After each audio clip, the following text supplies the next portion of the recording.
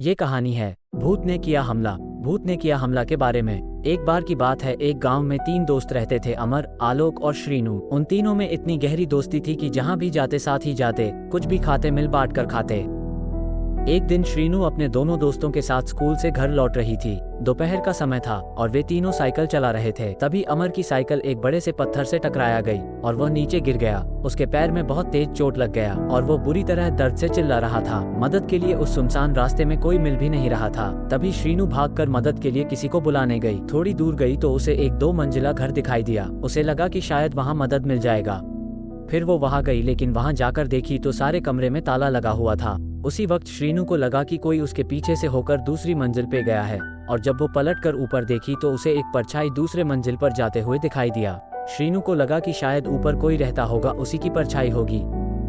श्रीनु उसे रोकने के लिए आवाज लगाते हुए उसके पीछे पीछे दूसरे मंजिल पर चली गई। फिर वो वहां जाकर देखी तो उस मंजिल पर बस एक कमरा था और उस पर ताला लगा हुआ था।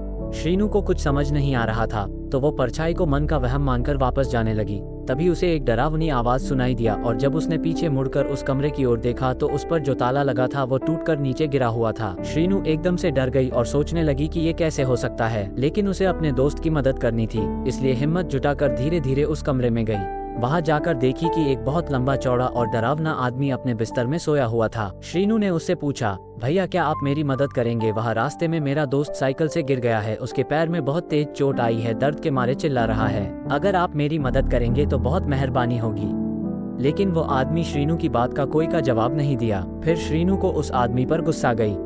श्रीनु चिल्लाकर उससे बोली, आपको सुनाई नहीं दे रहा है क्या? मैं आपसे कब से मदद मांग रही हूँ, कुछ बोलते क्यों नहीं? इतना बोलते ही अचानक उस कमरे का दरवाजा अपने आप बंद हो गया। श्रीनु ने ये सब देखकर घबरा गई और दौड़कर दरवाजे की ओर गई और उसे खोलने की कोशिश करने लगी। उसके बहुत कोशिश करने के बाद भी वो दरवाजा नहीं खुला।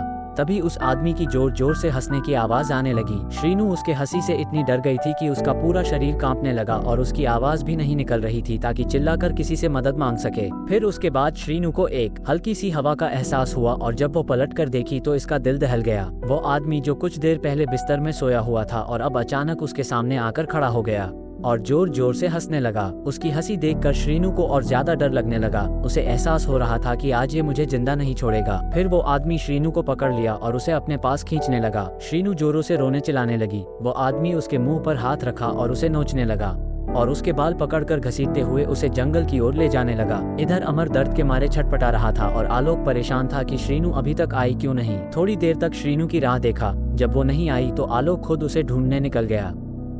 तभी एक आदमी ने आलोक से कहा, भाई तुम बहुत परेशान लग रहे हो, क्या बात है? आलोक ने उसे अपना सारा किस्सा सुनाया और फिर वो दोनों श्रीनु को खोजने निकल गए। तभी एक जंगल में अधमरी हालत में श्रीनु उन लोग को मिली। उसके कपड़े फटे हुए थे और वो रो रही थी। आलोक ने उसे देखते ही गले लगा लिया और पूछने लगा कि ये सब कैसे हो गया। फिर श्रीनु अपने साथ हुए सारा किस्सा बताया। उसके साथ हुए इस हादसे को सुनकर दोनों के रोंगटे खड़े हो गए। तभी उस आदमी ने बताया कि कुछ साल पहले बगल के गांव में एक लड़का रहता था। वो थोड़ा पागल सा था और हमेशा आते जाते लड़कियों को छेड़ते रहता था। उससे परेशान होकर लड़कियों ने अपने माता पिता से बताया। फिर गांव वालों ने उसे बहुत मारा। फिर 2-4 दिन के बाद वो उसी 2 मंजिला घर में जाकर अपने आप को एक कमरे में बंद करके चाकू मार लिया।